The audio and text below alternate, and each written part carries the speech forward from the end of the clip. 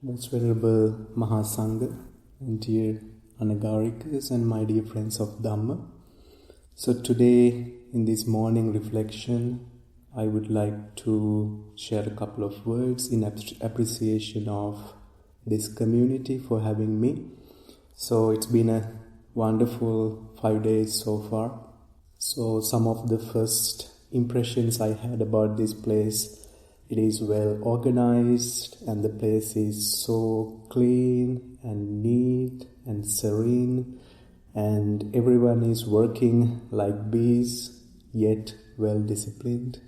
So it is amazing to see such a place because, normally in city life, I live in Cambridge, Massachusetts, so this cannot be come by very easily, this kind of tranquility, quietness and calmness. So I was very, glad that I came, and I'm very thankful and grateful for your kindness to accept my request and accommodate myself here for a week.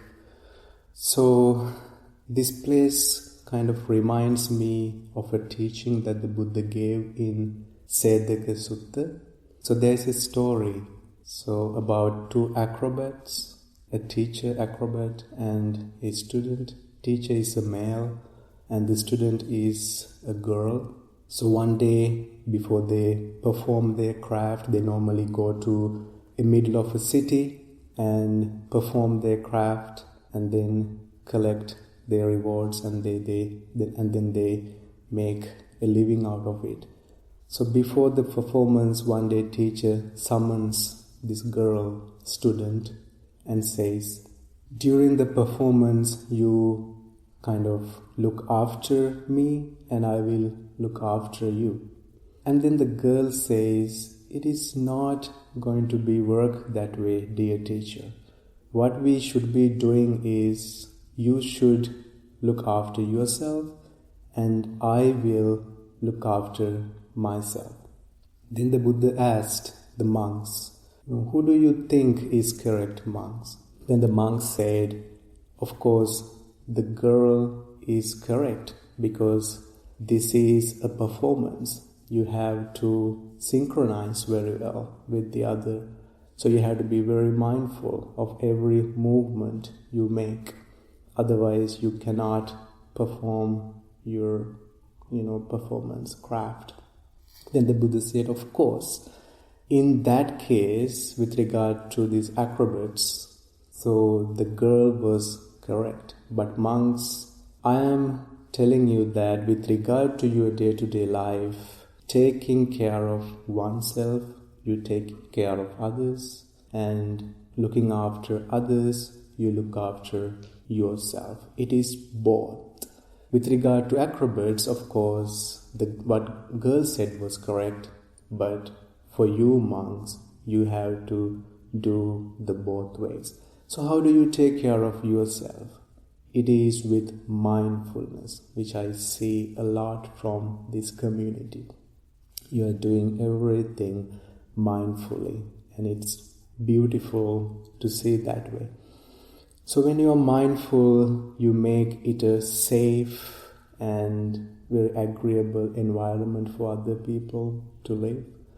When you are living unmindfully and, hazardously, so everyone else around you is not safe.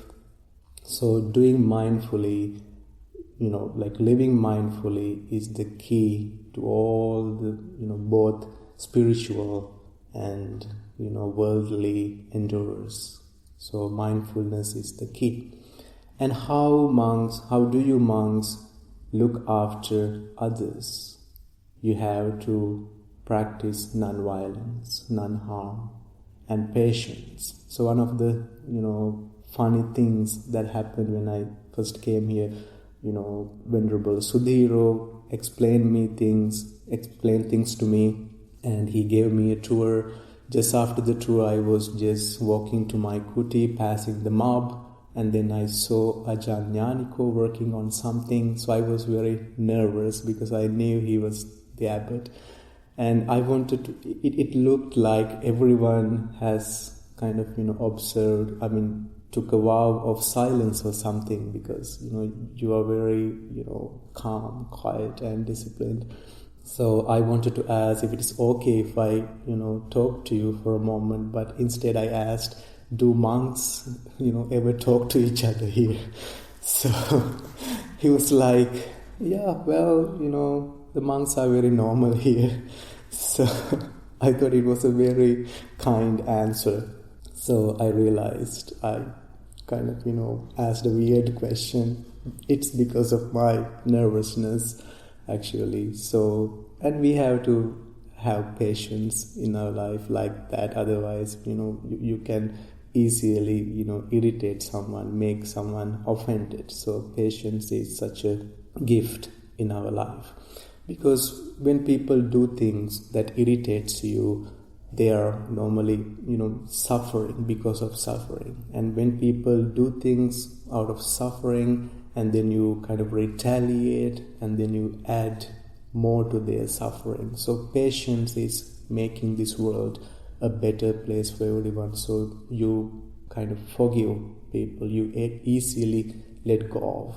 So Buddha says that is something you have to practice every day in your life.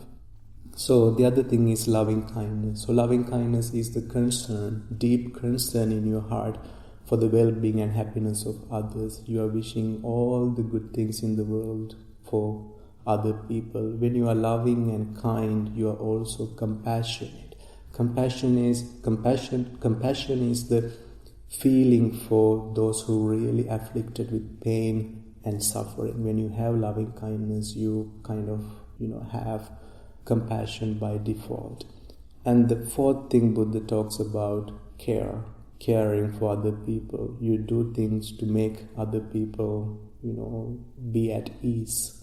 So I see all these rich qualities in this community, and I'm really appreciative, towards all the virtues that you are cultivating. And this has been a time for me that I have been kind of recollecting death as well, because my father passed away 3 months ago in Sri Lanka. So my family just finished the 3-month almsgiving ceremony to transfer merits to him. So I have been with them in my spirit. So, and as a monk, actually, recollecting death is not an unusual thing for me, but this separation from a beloved one.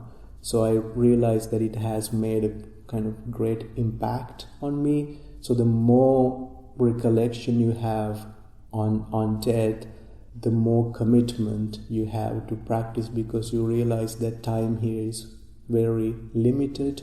So it's kind of encouraging you to order your priorities and look into yourself and see what are the trivialities in you, what are the unessential things that you are still attending to, unimportant things, insignificant things that you are still kind of, attending to. So it really encourages you to, order your priorities so you can actually live a life that is really beneficial, every moment that is beneficial for yourself and others. So I thought you would love to recollect death this morning, because we all are subject to death. So we all are mortal, and it is kind of awakening ourselves to the truth of life as well. So every moment we live with this understanding that I am mortal. And when you extend that perception from yourself to others, so this kind of recollection goes hand in hand with compassion and loving kindness, because you see everyone else in this world subject to death. So we all are the same, we all are mortal.